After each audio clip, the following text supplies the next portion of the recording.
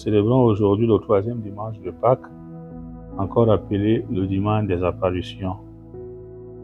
La première lecture est un extrait du livre des Actes des Apôtres, chapitre 2, versets 14 à 33. Le psaume 15. Tu m'as montré, Seigneur, le chemin de la vie. La deuxième lecture est un extrait de la première lettre de Saint Paul. La deuxième lecture est un extrait de la première lettre de Saint Pierre apôtre, chapitre 1er, versets 17 à 21.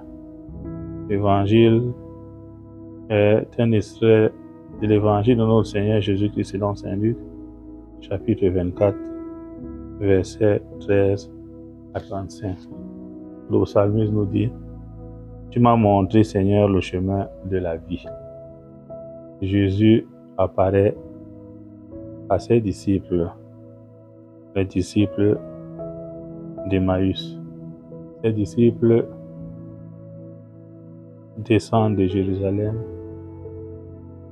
où ils ont assisté à l'accusation injuste, à la passion et à la mort de notre Seigneur Jésus-Christ. Ils avaient tout abandonné pour se mettre à la suite du Seigneur. Leur village, leur famille, leurs amis, leurs biens. Et aujourd'hui, c'est le désespoir total. Tout est à reprendre. Ils retournent dans leurs différents villages en se posant des questions et en parlant des événements qui se sont passés à Jérusalem. C'est dans ce doute qui persiste dans leur cœur et dans leurs discussions que Jésus apparaît et leur pose la question suivante. De quoi causiez-vous donc tout en marchant? Une telle question engendre la tristesse. Tu es bien le seul de tous ceux qui étaient à Jérusalem à ignorer ces événements de ces jours-ci. Jésus continue à les accompagner, mais d'une manière graduelle, par son enseignement. Quel événement?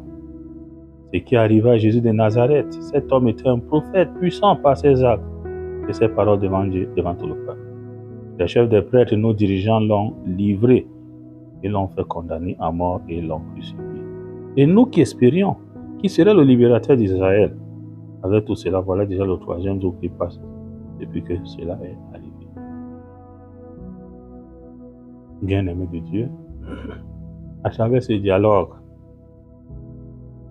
Jésus va aider les disciples de Matthieu à découvrir qu'effectivement, non seulement il est Dieu, il a vaincu la passion et la mort par sa résurrection.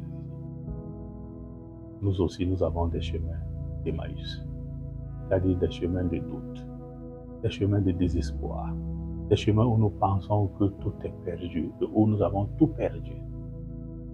Je pourrais qualifier cela de chemin de sécheresse. Dans ces chemins, nous ne sommes pas seuls. Nous sommes avec le Christ qui veille sur nous, qui nous accompagne. Et c'est dans ces moments de souffrance, de questionnement, d'inquiétude, que Jésus nous tient par la main et nous accompagne pour nous conduire vers la lumière. Et c'est là où le psalmiste nous dit: Tu m'as montré, Seigneur, le chemin de la vie. Le Seigneur est là pour nous montrer le chemin de la vie. Il est là pour nous conduire. Comme ses disciples d'Emmaüs, qui reconnaissent la présence de Jésus, nos esprits, ne nous laissons pas abattre.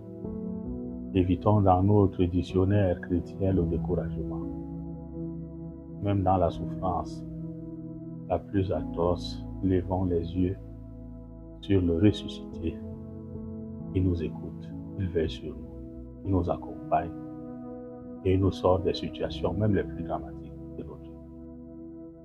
Que ce temps de Pâques soit pour tout un chacun un temps de libération et de vraie victoire. Loué soit Jésus-Christ.